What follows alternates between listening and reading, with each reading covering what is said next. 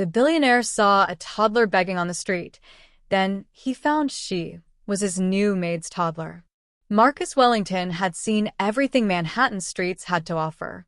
At 33, he'd built an empire from nothing, transforming a small tech startup into a billion-dollar corporation that dominated the digital security industry. His penthouse overlooked Central Park, his cars were custom-made, and his calendar was filled with galas, board meetings, and power lunches. Yet despite all his success, Marcus felt like he was living behind glass, watching life happen to other people while he remained untouched, unmoved, and increasingly alone. It was a bitter February evening when everything changed. Marcus had stayed late at the office, finalizing a merger that would expand his company into 12 new markets. His driver had called in sick, and rather than wait for a replacement, Marcus decided to walk the 15 blocks home. The cold air might clear his head, he thought. It might make him feel something other than the persistent numbness that had settled over him like a second skin. The streets were crowded with people hurrying home, their breath forming clouds in the freezing air. Marcus walked with his hands buried in the pockets of his cashmere coat, his eyes fixed on the sidewalk ahead. He'd learned long ago not to make eye contact in the city. Eye contact led to conversations, conversations led to requests, and requests led to complications he didn't have time for. But then he saw her. She couldn't have been more than 3 years old, sitting on a flattened cardboard box outside a closed bodega.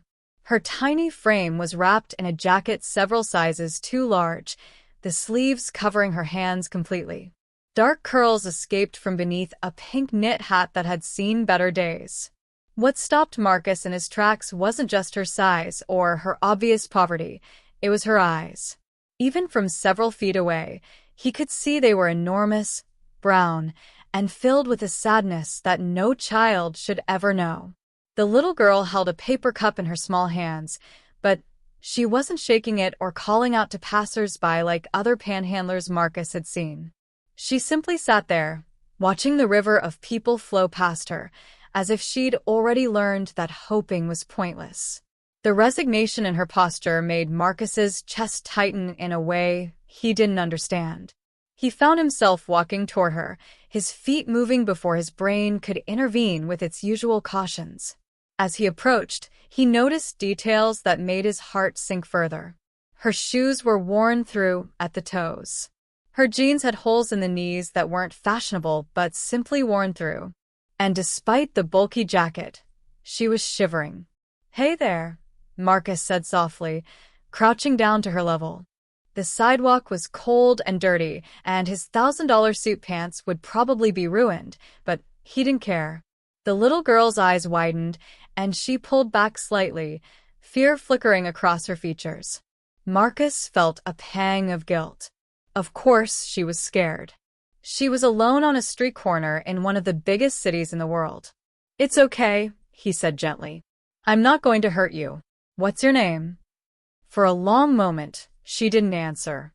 Then, in a voice so small he had to lean forward to hear it, she whispered, "Lily." "Lily," Marcus repeated, offering her a warm smile. "That's a beautiful name. Where's your mommy, Lily?" At the mention of her mother, Lily's eyes filled with tears. "Working," she said. "Always working." The words hit Marcus like a punch to the gut. This child was out here alone while her mother worked. He looked around, suddenly frantic. Where was she working? How could she leave a 3-year-old on a street corner? But even as the questions formed, he knew the answers wouldn't be simple. Desperation made people do impossible things. "Are you hungry?" he asked, and Lily nodded quickly. Marcus pulled out his phone and ordered food from a nearby restaurant. Soup, sandwiches, hot chocolate, more than one small child could eat. While they waited, he sat down on the cardboard beside her, ignoring the shocked looks from passers-by who recognized him. Marcus Wellington, Billionaire CEO, sitting on a street corner with a homeless child. Tomorrow's headlines would be interesting. But he didn't care. All he cared about was the small, shivering girl beside him who was trying so hard to be brave. When the food arrived, Lily's eyes went wide with wonder. She ate slowly, savoring each bite as if it might be her last. Marcus watched her, something breaking and reforming in his chest. He'd spent the last decade of his life chasing success, believing that wealth would fill the emptiness inside him. But sitting here with Lily, watching her enjoy a simple meal, he felt more alive than he had in years. "Lily, I need you to tell me where your mommy is," Marcus said gently after she'd eaten. "I want to help you both." Lily looked up at him with those impossibly large eyes. "She cleans houses," she said. "Big houses." She said she got a new job today. A really important one. Her face brightened slightly. She said if she does good, we might get our own apartment soon. Marcus's mind was racing. A cleaning job. A new, important job. His housekeeper had just quit 2 days ago, and his property manager had mentioned hiring someone new. The timing seemed impossible. Yet, "Do you know which house?" he asked, his heart pounding. Lily shook her head. She showed me a picture. It was really, really tall. It touched the clouds. A high-rise. Marcus pulled up a photo of his building on his phone. "Was it this one?" Lily's face lit up. "Yes, that's it." Marcus felt like the world had tilted on its axis. This child, sitting on the street corner, alone and begging for change, her mother was working in his building. Possibly in his own apartment. And she had no idea that her daughter was out here, freezing and afraid. He made a decision in that instant, the kind of decision that changes everything. "Lily," he said, "how would you like to come with me? We're going to find your mommy." The little girl looked uncertain, and Marcus didn't blame her. Stranger danger was real, and she should be cautious. But desperation and hope warred in her expression, and hope won. "Okay," she whispered. Marcus scooped her up carefully, feeling how light she was, how fragile. He wrapped his coat around her, not caring about the cold that immediately seeped through his shirt. As he carried her toward his building, Lily rested her head against his shoulder with a trust that terrified and humbled him. He had no idea that this moment, this decision to help one small child, would transform everything he thought he knew about wealth, family, and what it meant to be truly rich. The doorman's face registered pure shock when Marcus walked through the gold-trimmed entrance of the Wellington Tower with a small child wrapped in his coat. "Mr. Wellington," he stammered, "is everything." "It's fine, Jerome," Marcus said quickly. "Is the new cleaning service still upstairs?" "Yes, sir. She started this afternoon. Mrs. Patterson from the management company is supervising." Marcus nodded and headed for the private elevator, Lily still clutching him tightly. In the mirrored walls, he caught sight of them together. The billionaire in his expensive suit and the street child in her warm clothes, and marveled at how absurd and right it felt at the same time. "We're going to see your mommy now," he said softly, and felt Lily's grip tighten with hope. The elevator rose smoothly to the penthouse on the 42nd floor. When the doors opened, Marcus could hear voices coming from the living room, Mrs. Patterson's clipped, professional tone and another voice, younger and musical, responding with nervous enthusiasm. "Remember, Mr. Wellington is very particular about his privacy," Mrs. Patterson was saying. "No personal phone calls during work hours, no visitors, and absolutely no." She stopped mid-sentence as Marcus entered the room with Lily in his arms. The woman beside her froze, and Marcus finally got his first look at his new housekeeper. She was 28, according to the brief file Mrs. Patterson had sent him, but there was an agelessness to her face that spoke of too much hardship too young. Her name was Elena Rodriguez, and she was beautiful in a way that had nothing to do with the usual polished beauty Marcus encountered at society events. Her dark hair was pulled back in a practical ponytail, and her face, currently draining of all color, showed the kind of beauty that came from strength and survival. "Lily." Elena's voice cracked on her daughter's name. "Lily." The little girl practically launched herself from Marcus's arms. "Mommy." Elena caught her daughter and sank to her knees, clutching Lily as if she might disappear. "Oh my God. Oh my God." she kept repeating, her whole body shaking. Where were you? I left you with Mrs. Chun. I paid her, Mrs. Chun wasn't there, Lily said in her small voice. The door was locked. I waited and waited, but she never came. Elena's face crumpled, and Marcus watched as she fought to keep from breaking down completely. He could see the guilt, the fear, and the desperate exhaustion all warring in her expression. Mrs. Patterson stood frozen, clearly unsure how to handle this breach of professional protocol. Where did you find her? Elena asked, finally looking up at Marcus with eyes that mirrored her daughter's, dark, deep, and currently swimming with tears. She was on the street, Marcus said gently. About 15 blocks from here. Outside a bodega on 42nd Street. The color that had returned to Elena's face drained away again. 15 blocks, she whispered. She walked 15 blocks. She's 3 years old. She could have been. Her voice broke, and she pressed her face against Lily's hair, her shoulders shaking with silent sobs. Marcus felt something twist in his chest.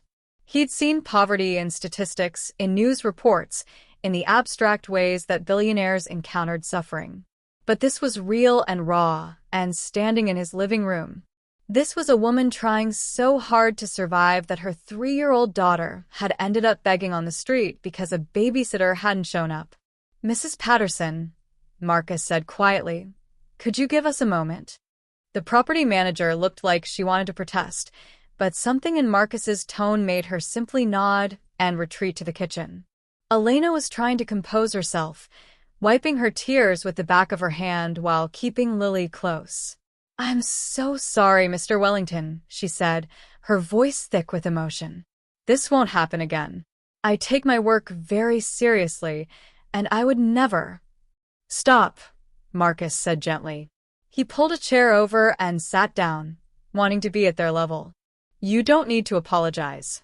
I'm not concerned about the work right now. I'm concerned about you and Lily. Elena looked at him with such surprise that Marcus realized she probably wasn't used to employers treating her like a human being with real problems. Tell me what happened, he said. All of it. For a moment, Elena hesitated. Marcus could see her weighing her options, how much to reveal, how much to hide. But Lily was safe in her arms, and maybe that made her brave, or maybe she was just too exhausted to keep up the pretense anymore. I'm a single mother, she began, her voice barely above a whisper.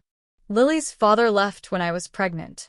I've been working 3 jobs to keep us afloat, but we lost our apartment 2 months ago when the rent went up. We've been staying at a shelter, but the waiting list for permanent housing is years long. When I got this job, I thought, her voice broke again. I thought this was our chance. The pay is more than my 3 other jobs combined.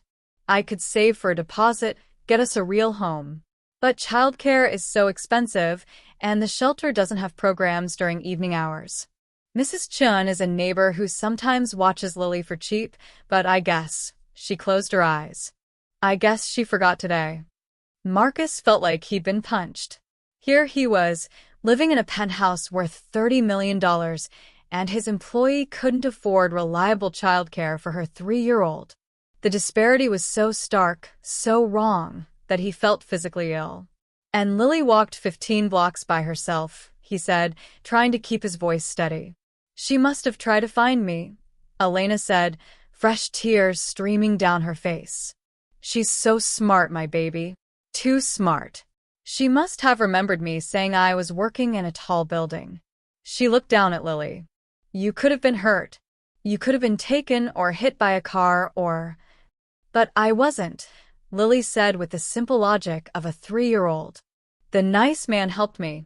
He gave me soup. Elena's eyes met Marcus's, and he saw something shift in them. Recognition, perhaps, of an unexpected kindness in a world that had been largely unkind to her. Thank you, she said softly. Thank you for taking care of her. I can never repay you for... You don't need to repay me, Marcus interrupted. But we do need to figure out a solution. You can't work if you're worried about Lily's safety. And Lily shouldn't have to spend her evenings with unreliable babysitters or, God forbid, on the street. I don't have a choice, Elena said, and the defeat in her voice made Marcus's heart ache. I need this job. We need this job. I'll find better childcare, I promise. This won't interfere with my work. Marcus looked at Lily, who was watching him with those enormous eyes, and then at Elena, who was trying so hard to be professional while her world was clearly falling apart. He thought about his empty penthouse, his lonely dinners, his life of abundance that felt increasingly hollow. I have a proposition, he heard himself say, and I want you to really think about it before you answer. Elena tensed, and Marcus realized she was probably expecting the worst, some inappropriate advance disguised as help. He'd read the statistics about what happened to desperate women, especially single mothers. The thought that she might suspect him of such things made him feel sick, but he understood why she would be wary. There are 4 bedrooms in this apartment, he said carefully. I use one. The others are empty. I want you and Lily to move in here. Elena's eyes went wide. What? Not as my employee, Marcus clarified quickly. Well, yes, as my employee, but also as, he struggled to find the right words. Look, you need a safe place to live. Lily needs stability and supervision. I have the space. It makes sense. Mr. Wellington, I can't possibly. It's Marcus, he interrupted. And yes, you can. Think about it practically. You'd be here for work anyway. Lily would be safe, supervised, and she'd have her own room. You could save money for your future without worrying about rent. And he paused, realizing he was about to reveal something he rarely admitted even to himself. I have this enormous space and no one to share it with. It would actually be nice to have people around. Elena stared at him like he'd spoken in a foreign language. People don't just do things like this, she said finally. Maybe they should, Marcus replied. The silence stretched between them, filled with possibility and uncertainty. Marcus could see Elena's mind working, weighing the risks against the desperate need for security. He wanted to tell her he wasn't a threat, that his offer was genuine, but he knew words wouldn't convince her. Only time would do that. Can I think about it? She asked finally. Of course, Marcus said. But for tonight, please stay. Both of you. It's late, it's cold, and Lily needs rest. There's a guest room ready. Stay tonight, and we can talk more in the morning. Elena looked down at Lily, who was already yawning, her earlier fear and hunger finally catching up with her. Marcus could see the moment Elena's maternal instinct overrode her caution. Okay, she whispered. Just for tonight. But both of them somehow knew that just for tonight was about to become something much more permanent and much more life-changing than either of them could possibly imagine. The first week was awkward in ways Marcus hadn't anticipated. Elena moved through the penthouse like a ghost, trying to be invisible despite Marcus's repeated insistence that she was a resident, not just an employee. She cleaned during hours when Marcus was at the office, prepared meals he rarely saw her make, and retreated to her room with Lily each evening as soon as her work was technically complete. Marcus found himself deliberately coming home early, making noise when he entered, trying to create opportunities for interaction that felt natural rather than forced. He'd spent years cultivating an image of aloofness, of being untouchable and self-sufficient. Now he was trying to convince a terrified single mother that he was trustworthy, and he had no idea how to do it. Lily, surprisingly, was the bridge between them. On the 4th evening, Marcus came home to find Lily sitting in his living room, carefully arranging a set of blocks she'd apparently found in one of the storage closets. They'd belonged to him as a child, he realized with a start. His mother must have stored them here when he'd bought the building. Hi, Lily said, looking up with a shy smile. I'm building a castle. I can see that, Marcus said, settling carefully onto the floor beside her, not wanting to startle her into leaving. That's a very impressive castle. It needs to be big, Lily explained with the serious tone children use when imparting important information. Because lots of people need to live there. People who don't have homes. Marcus felt his throat tighten. That's very kind of you. Everyone should have a home. Mommy says you gave us a home, Lily said, adding another block to her tower. She cries sometimes at night because she's happy. Happy tears are different from sad tears. Did you know that? I did know that, Marcus said softly. Is your mommy okay? Lily nodded. She's cooking. She sings when she cooks now. She didn't used to sing. She looked up at him with those impossibly large eyes. Are you sad? You look sad sometimes. The observation, so innocent and direct, caught Marcus completely off guard. I suppose I am sometimes, he admitted. I have a lot of things, but not many people to share them with. You can share with us, Lily offered immediately. Sharing makes everyone less sad. Mommy taught me that. It was such a simple statement, such obvious childhood wisdom, but it hit Marcus with the force of a revelation. Here was this 3-year-old who'd spent nights in a shelter and days wondering where her next meal would come from, offering to share what little she had to make him less lonely. That's a very nice offer, he said, his voice rough with emotion. Would you like help with your castle? Lily's face lit up, and for the next hour, Marcus Wellington, Billionaire CEO, sat on his living room floor building a block castle with a 3-year-old girl and felt happier than he had in years. That's how Elena found them. She emerged from the kitchen, flour on her apron and worry on her face, probably wondering where her daughter had disappeared to. She stopped short when she saw them together, and Marcus looked up to see an expression of wonder and fear warring on her face. I hope it's okay, he said quickly. She's been teaching me architecture. I'm a good teacher, Lily confirmed proudly. Elena's eyes were bright with tears, the happy kind, Marcus hoped. It's more than okay, she said softly. Lily, sweetie, don't bother Mr. Wellington. Marcus, he corrected gently. Please, Elena. Mr. Wellington makes me feel like we're in a board meeting. Marcus, she repeated hesitantly, as if testing the weight of his name in her mouth. Dinner's ready. If you'd like to join us. I made too much, and I thought, she trailed off, looking uncertain. I'd love to, Marcus said, and meant it. Dinner became a nightly ritual after that. Elena was an extraordinary cook, he discovered, able to transform simple ingredients into meals that tasted like comfort and home. She told him, haltingly at first and then with growing ease, about learning to cook from her grandmother in Puerto Rico, about the recipes passed down through generations, about the way food could carry memory and love. Marcus found himself sharing, too, about his own childhood, about the mother who'd raised him alone after his father's early death, about building his company from nothing because he'd been determined to give her the life she deserved before she passed away 5 years ago. That's why you understood, Elena said one evening, her eyes meeting his across the dinner table. About Lily and me. You know what it's like to watch someone you love struggle.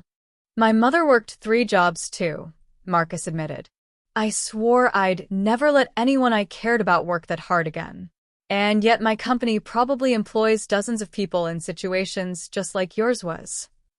You can't save everyone, Elena said gently. Maybe not. But I should try harder for the people I can save. The conversation hung in the air between them, charged with meaning neither was quite ready to name. Lily, oblivious to the undercurrents, was busy drawing pictures at the table with the expensive art supplies Marcus had bought her. She drew constantly, images of houses and families and, increasingly, pictures of the 3 of them together. Marcus had quietly started collecting them, storing them in his office drawer like they were priceless artifacts. As the weeks passed, the awkwardness began to fade, replaced by something that felt startlingly like family. Marcus started taking Lily to the park on Sunday mornings, giving Elena time to herself, a luxury she admitted she hadn't had in years. He read Lily bedtime stories, his deep voice bringing characters to life while she listened with rapt attention. He found himself scheduling meetings around dinner time, not wanting to miss the nightly ritual that had become the highlight of his day. Elena blossomed in the safety of the apartment. The constant tension Marcus had noticed in her shoulders began to ease. She smiled more, laughed more, and slowly began to accept that this wasn't temporary, that Marcus genuinely wanted them there. But there were complications too. The building's other residents had noticed the new arrangement, and gossip spread quickly among Manhattan's elite. Marcus's business partners raised eyebrows. His board members asked pointed questions about his new family situation. The media, always hungry for billionaire scandals, began circling. One evening, Marcus came home to find Elena crying in the kitchen, her phone clutched in her hand. "What happened?" he asked, immediately alert for danger. "There's an article," she said, her voice shaking, "about us. They're calling me a gold digger. They're saying I'm using Lily to trap you, that I seduced my way into your home. They have pictures of us at the park, twisted to make it look like—" She couldn't finish, covering her face with her hands. Marcus felt rage surge through him, hot and protective. He'd dealt with media speculation his entire career, but seeing Elena hurt by it was intolerable. He gently took the phone from her hands and set it aside. "Look at me," he said softly. When she raised her tear-stained face, he continued, "I don't care what they say. I know the truth. You know the truth. That's all that matters." "But it's affecting you," Elena protested. "Your reputation, your business." "My reputation will survive," Marcus interrupted. "And any business associate who would judge me for helping someone in need isn't someone I want to work with anyway." He paused, then added more quietly, "You and Lily are not a scandal. You're not an embarrassment. You're the best thing that's happened to me in years, and I won't let anyone make you feel otherwise." Elena stared at him, and Marcus realized what he'd just admitted. The words hung between them, changing something fundamental in their relationship. "Marcus," she whispered, and his name on her lips sounded different than it ever had before, soft with wonder, and something that might have been hope. Before he could respond, Lily wandered into the kitchen, rubbing her sleepy eyes. "Why is Mommy crying?" she asked, immediately worried. "Happy tears," Marcus said quickly, remembering Lily's earlier lesson. "Right, Elena?" Elena nodded, wiping her eyes and forcing a smile. "That's right, baby. Happy tears." Lily seemed satisfied with this explanation and held up her arms to Marcus. He picked her up automatically now, the gesture as natural as breathing. "Can you read me a story?" Lily asked, already yawning. "Of course," Marcus said. As he carried her toward her bedroom, he looked back at Elena, who was watching them with an expression he couldn't quite read. Later that night, after Lily was asleep and Elena had retreated to her room, Marcus sat in his study and made some calls. By morning, the article had been retracted and the journalist had issued an apology. The building's gossips would find a new scandal to obsess over. His board members would remember who owned the controlling shares. But more importantly, Marcus had realized something crucial. Elena and Lily weren't just residents in his home. They weren't employees or charity cases. They had become his family, and he would protect his family with everything he had. The question was, did Elena feel the same way? And if she did, what would they do about it? Spring arrived slowly in New York, winter reluctant to release its grip on the city. But inside the penthouse, something was blooming that had nothing to do with the seasons. Marcus had started calling it their life together in his head, though he hadn't dared say it out loud. Lily turned 4 in March, and Marcus threw her a birthday party that transformed the penthouse into a wonderland. There were balloons, a princess castle cake, and more presents than one small child could possibly need. But what Lily treasured most, Marcus noticed, wasn't the expensive toys or the elaborate decorations. It was the fact that he and Elena were there, singing to her together, their voices blending in a harmony that felt right. "You've spoiled her," Elena said later that evening, after Lily had fallen asleep surrounded by new stuffed animals. "She deserves to be spoiled," Marcus replied. "Every child does." They were sitting in the living room, the city lights twinkling below them like fallen stars. It had become their habit to share a cup of tea after Lily went to bed, talking about everything and nothing. These conversations had become Marcus's favorite part of the day. "You've changed," Elena said suddenly, looking at him with those perceptive dark eyes. "Since we moved in, you're different." "How so?" Marcus asked, though he knew she was right. He felt different. The numbness that had plagued him for years had disappeared, replaced by something warm and alive. "You smile more. You laugh. The first day I met you, when you brought Lily home, you looked so serious, like you were carrying the weight of the world. Now you look," she paused, searching for the word, "free." Marcus set down his tea, his heart beating faster. "You and Lily freed me," he said quietly. "I'd built this perfect life on paper, success, wealth, recognition. But I was completely alone. I'd forgotten what it felt like to have someone waiting for me to come home. To have someone care if I had a good day or a bad day. To have a reason to leave work on time." "Lily adores you," Elena said softly. "She calls you Marcus. Possessive. Like you belong to her." "I do belong to her," Marcus said. "And to you, if you'll have me." The words escaped before he could stop them, and suddenly the air between them was electric with possibility. Elena's eyes widened, and Marcus saw hope and fear warring in her expression. "Marcus, she stopped, twisting her hands in her lap. "I can't let myself think like that. You've done so much for us already. I can't ask for more. I won't be that person who takes advantage." "You're not asking," Marcus interrupted gently. "I'm offering. And not because I pity you or because I'm lonely, although God knows I was before you came here. I'm offering because—" He took a breath, deciding to be brave. "Because I'm falling in love with you, Elena. Maybe I've been falling since the moment I saw you holding Lily, so fierce and protective despite everything you'd been through. Maybe it happened gradually, over dinners and bedtime stories and Sunday mornings in the park. I don't know when it started. I just know that I don't want it to stop." Elena's eyes filled with tears, and for a terrible moment, Marcus thought she was going to reject him. But then she was moving, closing the distance between them on the couch, and her hand was reaching for his. "I'm terrified," she whispered. "I'm terrified because I'm falling in love with you too, and I don't know how to trust this. Everything good in my life has been taken away. My parents died when I was 19. Lily's father abandoned us. We lost our home.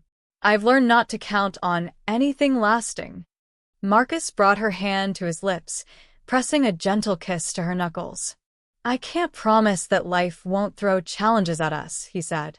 "But I can promise that I'm not going anywhere. I'm not your ex. I'm not going to leave when things get hard. I'm all in, Elena. Completely." "What about your world?" Elena asked, and he could hear the fear in her voice. "Your business partners, your social circle, they already think I'm using you. If we're together, they'll say even worse things." "Then let them," Marcus said fiercely. "I've spent my whole life worrying about what people think, building walls to protect myself. But walls keep out the good things too. You and Lily tore down those walls, and I'm grateful for it. I don't care what anyone else thinks. I only care what you think." Elena looked at him for a long moment, and Marcus could see her wrestling with hope and fear. "Lily needs stability," she said finally. "I need to know this is real. That you're not going to wake up one day and realize you made a mistake bringing us into your life." "Look around, Elena," Marcus said, gesturing to the penthouse. "What do you see?" Elena glanced around, confused by the question. "Your home." "No," Marcus said. "I see Lily's drawings on the refrigerator. I see her toys in the corner. I see her cookbook on the kitchen counter. I see throw pillows you picked out because you said the room needed warmth. This isn't my home anymore. It's our home. You two didn't just move into my space. You made it into something it never was before, a place where people actually live and love and belong." A tear slipped down Elena's cheek, and Marcus reached up to wipe it away with his thumb. "Happy tears?" he asked softly. Elena laughed through her tears, and it was the most beautiful sound Marcus had ever heard. "Happy tears," she confirmed. Then, so quietly he almost missed it, "I love you too." The kiss, when it came, was gentle and sweet and full of promise. Marcus pulled Elena close, feeling her melt into his embrace, and thought that he'd never understood wealth until this moment. True wealth wasn't in his bank account or his penthouse or his company. True wealth was holding someone you loved and knowing they loved you back. When they finally pulled apart, both slightly breathless, Elena rested her forehead against his. "We should take this slow," she said. "For Lily's sake. She's already attached to you, but we need to make sure she understands that I'm not going anywhere," Marcus finished. "That this is permanent. That she's stuck with me." "She won't think of it as being stuck," Elena said with a smile. "She'll think of it as getting her wish." Her wish. Elena pulled out her phone and showed Marcus a photo. It was one of Lily's drawings, a stick-figure family of 3, holding hands under a rainbow. Beneath it, in Elena's handwriting, were the words Lily had dictated. "My family. Mommy, Lily, and Marcus." Marcus felt his throat tighten with emotion. When did she draw this? Last week. She's been drawing versions of it for a month now. She asks me almost every day if you're going to stay forever. Elena looked up at him. "What should I tell her?" "Tell her yes," Marcus said without hesitation. "Tell her I'm staying forever. Tell her." He paused, an idea forming. "Actually, let me tell her. Tomorrow. I want to do this right." The next morning, Marcus woke up early and made breakfast, or rather, attempted to make breakfast while Elena supervised with poorly concealed amusement. When Lily wandered into the kitchen, rubbing sleep from her eyes, she found pancakes shaped like hearts and flowers. "Wow," she exclaimed, climbing into her chair. "These are so pretty." "They're special celebration pancakes," Marcus said, exchanging a glance with Elena. "Because I want to ask you something important." Lily looked up at him with those enormous eyes, syrup already on her chin. "What?"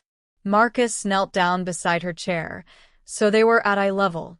"Lily, you know how much I care about you and your mommy, right?" Lily nodded seriously. "You love us," Mommy said. "That's right. I love you both very much. And I was wondering, how would you feel about making this permanent? About us being a real family?" "We're already a family," Lily said, with the simple certainty of a child. "You live with us. You read me stories. You make funny voices for the characters. That's what daddies do." The word hung in the air, and Marcus felt his heart stop. He looked at Elena, who had tears streaming down her face. "Is that—" Marcus's voice cracked. "Is that what you want? For me to be your daddy?" Lily nodded vigorously. "Can you be? Please." Marcus pulled her into a hug, holding her tight while she giggled. Over her head, he met Elena's eyes and saw his own joy reflected there. "Yes," he said, his voice rough with emotion. "I can be your daddy. I would be honored to be your daddy." "Forever?" Lily asked, pulling back to look at him. "Forever," Marcus promised. That evening, after Lily was in bed, Marcus and Elena sat together on the couch, her head on his shoulder, their fingers intertwined. "We should probably talk about the practical things," Elena said. "Like where we go from here. What this looks like.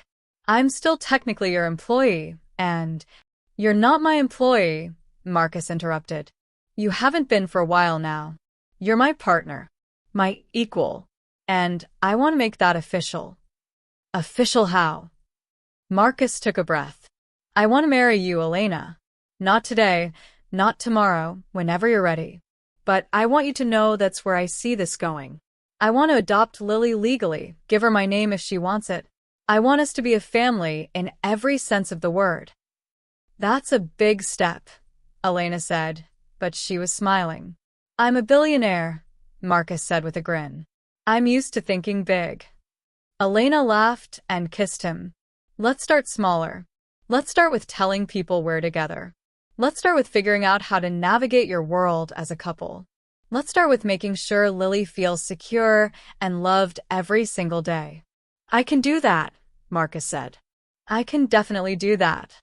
And he did. Going public with their relationship brought challenges Marcus hadn't fully anticipated, despite his wealth and power. The media frenzy was immediate and brutal.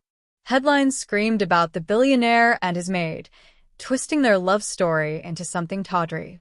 Paparazzi camped outside the building. Social media exploded with opinions from people who knew nothing about them, but felt entitled to judge everything. Elena handled it with a grace that amazed Marcus, but he could see the toll it took. She stopped looking at her phone. She tensed whenever they left the building. And worst of all, she started second-guessing herself.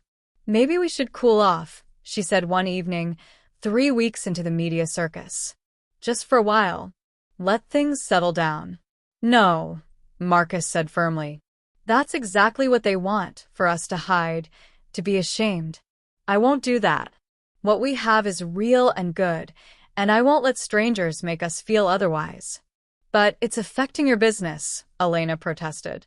I saw the Bloomberg article. Your stock price dropped. Board members are expressing concerns about your personal choices impacting professional judgment. Marcus had seen the article too. He'd also seen the private investigators' reports on 2 of those board members, detailing affairs and financial improprieties that made his relationship with Elena look like a fairy tale. Hypocrisy, it seemed, was pandemic among the wealthy. My stock price will recover, he said. And any board member who has an issue with my personal life is welcome to resign. I'm not backing down from this, Elena. I'm not backing down from us. But the real challenge came from an unexpected source, Lily's biological father. Marcus came home one evening to find Elena pale and shaking, a letter clutched in her hands. Lily was in her room, thankfully playing with her toys. He wants custody, Elena whispered. David. He saw the news coverage, saw the pictures of Lily, saw that we're living with a billionaire. Now, suddenly, he wants to be a father. Marcus felt cold rage wash over him. He abandoned you. He has no right. He has every right, Elena said, her voice breaking. Legally, he's her biological father. He never signed away his parental rights. And now he's saying that I'm an unfit mother for exposing Lily to an unstable living situation and inappropriate relationship. He has lawyers, Marcus. Good ones. Marcus pulled out his phone immediately. So do I. The best in the city. We'll fight this. With what argument? Elena asked desperately. That you're a better father figure than her actual father? We're not even married. We've only been together a few months. A judge could look at this and see exactly what David's lawyers are claiming, that I moved in with a rich man and brought my daughter along. That's not what happened, and you know it. But it's what it looks like, Elena said, sinking onto the couch. And perception matters in court. I could lose her, Marcus. I could lose Lily. The thought was unbearable. Marcus sat beside Elena and took her hands. That's not going to happen. I promise you, we will fight this with everything we have. The custody battle that followed was brutal. David Rodriguez turned out to be exactly the kind of opportunist Marcus had feared, a man who'd shown zero interest in his daughter until she became potentially profitable. His lawyers painted Elena as a gold digger and Marcus as a predator who'd taken advantage of a desperate woman. They presented a narrative where Elena had essentially sold access to her daughter for financial security. The truth was more complicated and infinitely more beautiful, but truth wasn't always enough in court. Marcus hired the best family law attorneys in New York. He had private investigators document David's complete absence from Lily's life, his failure to pay child support, his abandonment of Elena when she was pregnant. But David's lawyers countered that he'd been young and scared, that he'd made mistakes but wanted to make amends, and that he could now provide stability. The problem, Marcus's lead attorney explained during a strategy meeting, is that you and Elena aren't married. You have no legal standing in this case. It's her word against his about who's the better parent, and the court tends to favor biological parents unless there's clear evidence of abuse or neglect. Then we'll get married, Marcus said immediately. Elena, sitting beside him, put a hand on his arm. Marcus, no. We can't make that decision based on a custody battle. That's not the right reason to get married. It's not the only reason, Marcus argued. I was going to ask you anyway. I was planning this whole romantic proposal for next month. But if getting married now helps keep Lily with us, then why wait? Because it looks exactly like what David's lawyers are claiming, Elena said, tears in her eyes. That we're manufacturing a relationship to win a court case. But we're not, Marcus insisted. Elena, I love you. I love Lily. I want to marry you regardless of this situation. If the timing helps legally, then that's just a bonus. The attorney cleared his throat. Actually, getting married now might hurt more than help. The opposing counsel would argue it's a strategic move, not a genuine relationship. We need to establish that this relationship existed and was serious before the custody challenge. So they waited. They fought. And they watched Lily gradually realize that something was wrong. Why can't I see my friends anymore? She asked one evening. Marcus and Elena had stopped taking her to the park, afraid of paparazzi and the possibility of David attempting an unsupervised interaction. It's just for a little while, sweetie, Elena said, but her voice was strained. Is it because of the man in the pictures? Lily asked. The one mommy says is my daddy, but isn't my Marcus? Marcus felt his heart break. Lily had started calling him my Marcus, or sometimes just Daddy Marcus, and it never failed to fill him with fierce, protective love. That man wants to meet you, Elena said carefully. But we're not sure that's a good idea right now. I don't want to meet him, Lily said with 4-year-old certainty. I want to stay with you and Marcus. This is my home. And you're not going anywhere, Marcus promised, though he had no legal authority to make that promise. The custody hearing was scheduled for May. As the date approached, Marcus threw every resource he had at the problem. His lawyers built an airtight case. His investigators documented every one of David's failures as a father. But the more they prepared, the more Marcus realized that none of it might matter. The night before the hearing, Marcus found Elena in Lily's room, watching her daughter sleep. Tears streamed silently down her face. What if I lose her? She whispered. What if all of this, everything we've built, everything we have, what if it gets destroyed because I made the mistake of falling in love with someone above my station? Marcus pulled her close. First of all, there is no above your station. We're equals in this relationship. Second, you're not going to lose her. I won't let that happen. You can't promise that, Elena said. You're not her father. Not legally. Then I'll become her father legally, Marcus said. However long it takes, whatever it costs. I'll adopt her. We'll make this permanent in every possible way. And if the judge says no? If David wins custody, then we'll appeal. We'll fight for visitation. We'll never give up. Marcus tilted her chin up, so she was looking at him. Elena, listen to me. I don't care about the money. I don't care about my reputation or my company or what anyone thinks. All I care about is you and Lily. And I will move heaven and earth to keep our family together. Elena kissed him then, desperate and grateful and terrified all at once. They held each other in the darkness of Lily's room, listening to her peaceful breathing, and prayed that tomorrow wouldn't tear their world apart. The courtroom was cold and sterile, nothing like the warm home they'd built together. Marcus sat in the gallery, unable to sit beside Elena since he had no legal standing in the case. He watched David Rodriguez take the stand, watched him lie about wanting to be a father, watched him perform regret and responsibility like an actor in a play. Then Elena took the stand, and Marcus saw her transform. Gone was the fear and uncertainty. In its place was a mother fighting for her child with every ounce of strength she possessed. She told the truth about David's abandonment, about struggling to survive, about finding hope and safety and love.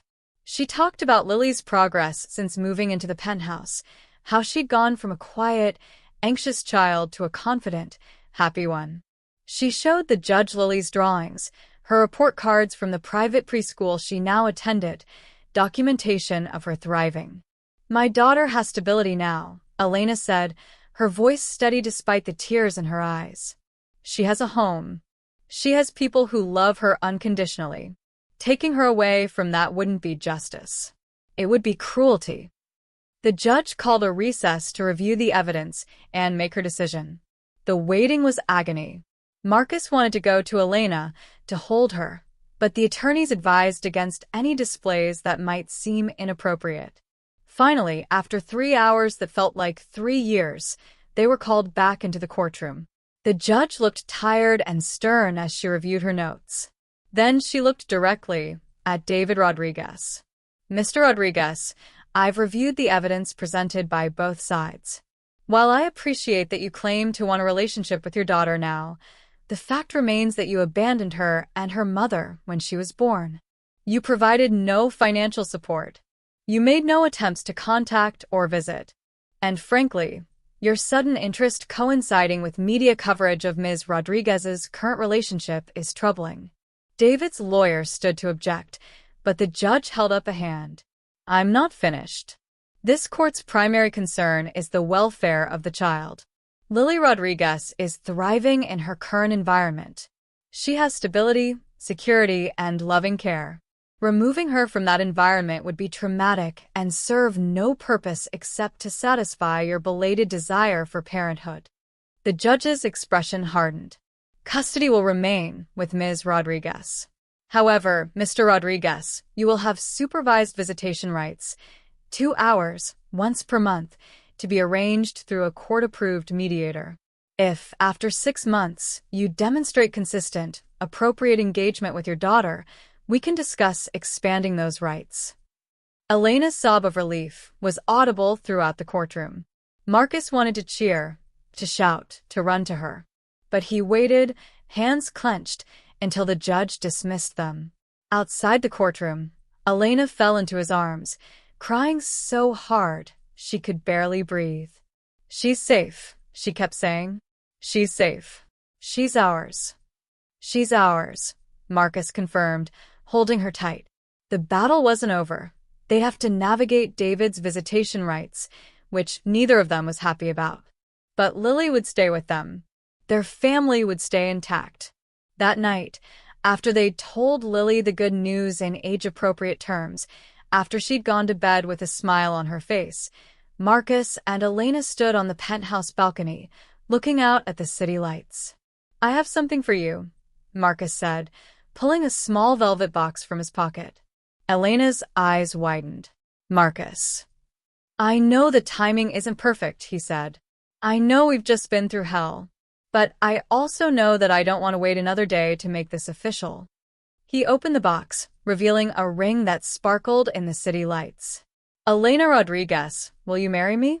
Will you let me be your husband and Lily's father, legally and forever?" Elena looked at the ring, then at Marcus, and then she was laughing and crying at the same time. "Yes," she said. "Yes, absolutely yes." The kiss tasted like salt from their happy tears, and when they finally pulled apart, Marcus saw their future stretching before them, challenging, complicated, but absolutely worth fighting for. The wedding took place 6 months later, on a crisp October afternoon in Central Park. It wasn't the society event Marcus's previous social circle might have expected. Instead, it was intimate and perfect, just close friends, Elena's extended family who'd flown in from Puerto Rico, and a few of Marcus's most trusted colleagues who'd supported them through everything. Lily was the flower girl, wearing a white dress she'd helped pick out, scattering rose petals with serious concentration. She'd asked Marcus, during one of their bedtime story sessions, if she could call him Daddy instead of Daddy Marcus after the wedding. Marcus had cried, actually cried, and told her she could call him whatever made her happy. "I'm happy calling you Daddy," Lily had said simply. "Because that's what you are." Now, watching Elena walk toward him through the falling autumn leaves, Marcus understood what people meant when they talked about their hearts being full. Elena was radiant in a simple ivory dress, her smile brighter than any diamond. She told him once that she never thought she'd have this, a real wedding, a partner who chose her every single day, a life that felt secure. "You've given me everything," she'd whispered the night before, as they'd lain together in the darkness. "You've given me more," Marcus had responded. "You've given me purpose, a family, a reason to come home. You've turned my house into a home and my life into something worth living." The ceremony was short and sweet. They'd written their own vows, and Marcus's voice cracked when he promised to love Elena and Lily through every challenge, every triumph, every ordinary Tuesday for the rest of my life. Elena's vows were equally moving. "You saw us when we were invisible," she said. "You saw my daughter when she was alone and scared, and you stopped. You didn't have to. You could have walked past like everyone else did. But you stopped. And in stopping, you changed everything. You showed me that love doesn't have to be earned through suffering. That stability isn't a fantasy. That happily ever after isn't just for fairy tales." When they kissed, Lily cheered louder than anyone, and the small gathering erupted in applause and laughter.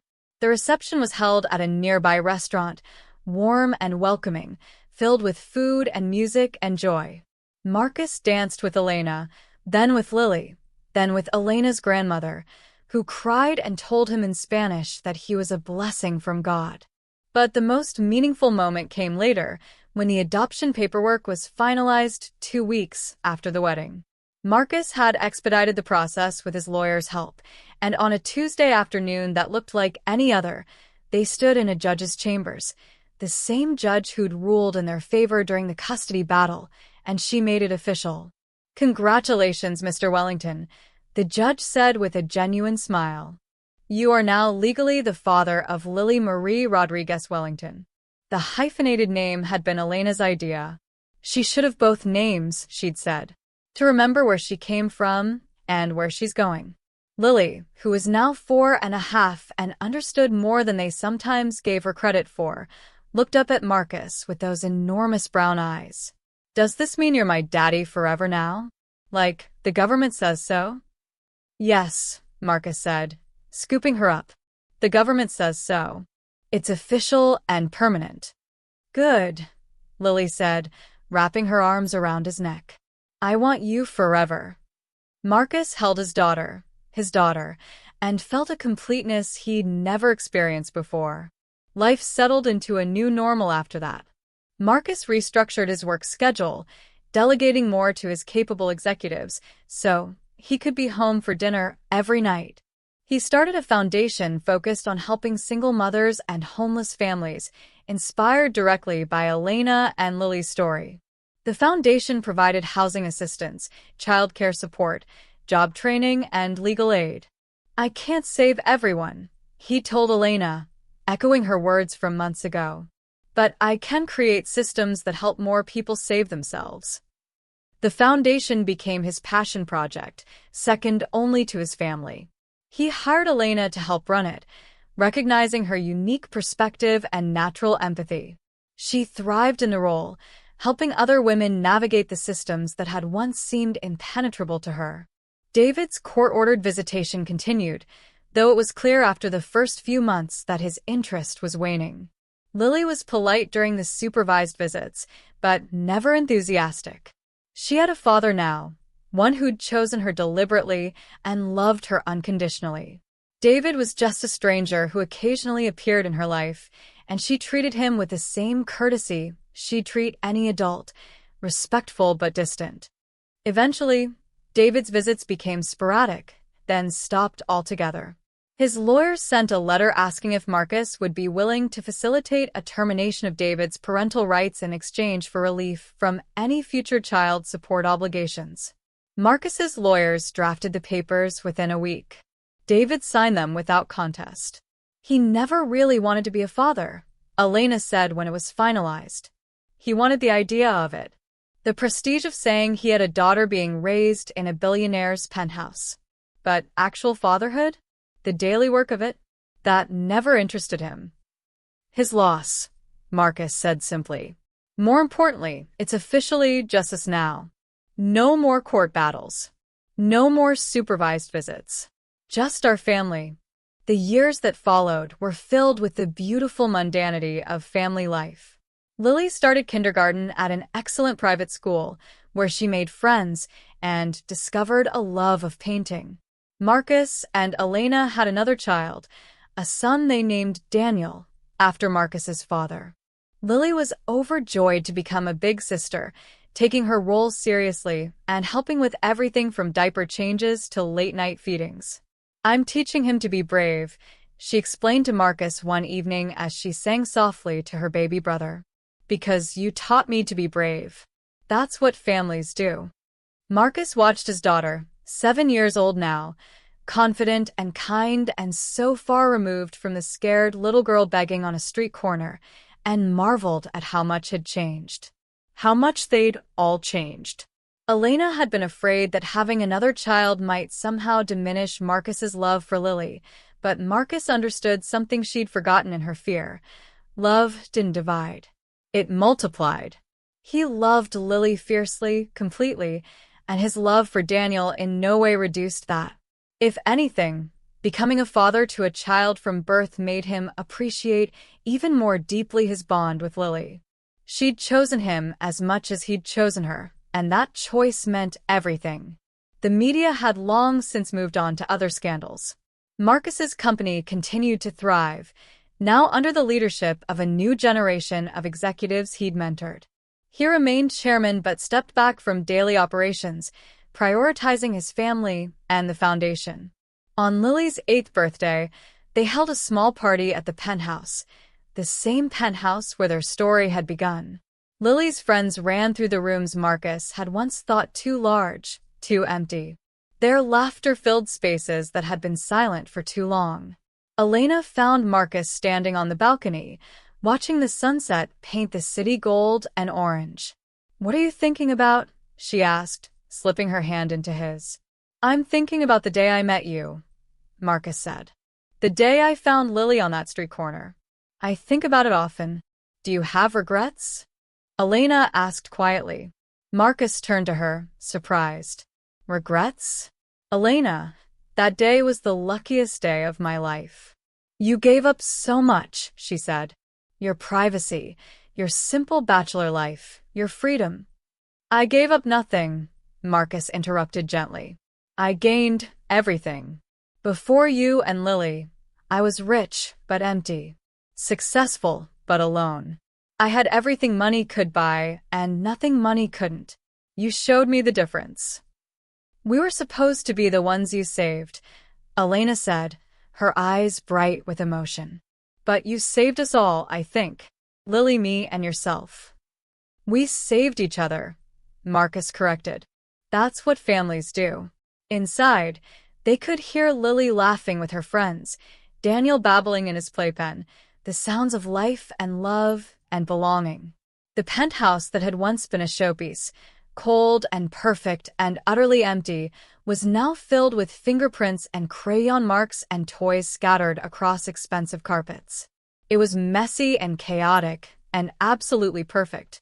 That night, after the party ended and the children were asleep, Marcus and Elena found Lily's birthday wish list. She'd written it days earlier, her 8-year-old handwriting careful and precise. "I wish for Daniel to be happy. I wish for Mommy to not be tired. I wish for Daddy to know I love him bigger than the sky. I wish we can be together forever." Marcus read it and felt his throat tighten with emotion. "She wished for us to be together forever." "We will be," Elena said softly. "That's the one wish that's already come true." 10 years later, on the anniversary of the day Marcus had found Lily on that street corner, they started a new tradition. Every year on that date, they volunteered together at the Foundation's shelter, serving meals to families experiencing homelessness. Lily, now 13 and wise beyond her years, insisted on it. I could have been anyone, she told her parents. I was just a kid on a street corner. But you stopped. You saw me. Now I want to help see other people who feel invisible. Marcus watched his daughter, a straight-A student, a talented artist, a compassionate young woman, and thought about the scared little 3-year-old she'd been. The journey from there to here had transformed them all. Do you remember that day? He asked her once.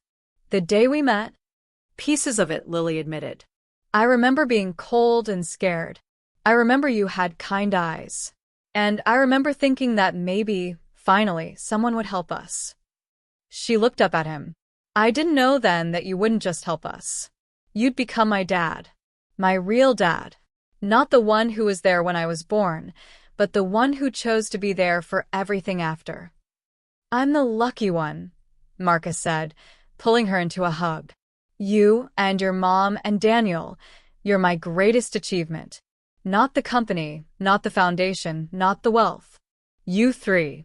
This family. This is what I was meant to build. Elena, overhearing from the kitchen, walked over to join them. Daniel, now 10 and full of energy, bounded over too, sensing a family hug in progress. They stood there together in the living room, wrapped in each other's arms, and Marcus thought about the unexpected ways life could change. He'd walked down a Manhattan street on a cold February evening, feeling empty despite his billions. He'd seen a little girl who needed help and stopped when he could have walked past. That single decision to care, to see another human being's pain and respond to it, had transformed everything. What are you thinking about? Elena asked, reading his expression the way she always could. I'm thinking about how wealth isn't measured in dollars, Marcus said. It's measured in moments like these. In having people you love and who love you back. In building something that matters more than money ever could. You're getting philosophical in your old age, Elena teased. Marcus was 43 now, his hair showing distinguished threads of silver. I'm getting wise, he corrected with a grin. There's a difference. Lily laughed, and the sound was pure joy. Daddy, you've always been wise. You were wise enough to stop that day. Wise enough to see us when we needed to be seen. I think maybe you saved me more than I saved you, Marcus said softly. Then we saved each other, Lily said, echoing words he'd spoken years before. That's what families do. And there, in the home they'd built together, not just the physical space, but the emotional sanctuary they'd created, Marcus Wellington understood the deepest truth of his life. He'd started his journey alone, building walls to protect himself from pain. But those walls had also kept out love, connection, and purpose. It took a 3-year-old girl on a street corner to teach a billionaire what truly mattered. It took a struggling single mother to show him that vulnerability wasn't weakness, but the path to authentic connection. And it took becoming a father, not through biology but through choice and love and daily commitment, to finally make him whole. The little girl who'd once begged on the street now painted murals that hung in their home, each one telling a story of hope and resilience. The young mother who'd once cleaned houses now ran programs that helped hundreds of families find stability. And the billionaire who'd once been utterly alone now had everything that mattered, a family built not on obligation or biology, but on the radical act of choosing each other every single day. Their story, which had begun with a chance encounter on a cold street corner, had become something bigger than any of them could have imagined. It became a testimony to the transformative power of compassion, the resilience of the human spirit, and the simple truth that sometimes the greatest fortunes have nothing to do with money at all. In the end, Marcus didn't rescue Elena and Lily from their circumstances. They rescued each other from loneliness, built a family from choice and love, and proved that the most valuable things in life can't be bought. They can only be given freely, received gratefully, and cherished forever. And that, Marcus thought as he watched his family laugh together in their living room, was worth more than all the billions in the world.